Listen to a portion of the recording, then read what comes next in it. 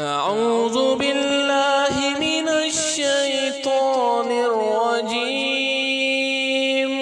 بسم الله الرحمن الرحيم. يا أيها المزمل قم الليل إلا قليلا نصفه أو انقص منه قليلا أو زد عليه ورتل القرآن ترتيلا إنا سنلقي عليك قولا ثقيلا إن ناشئة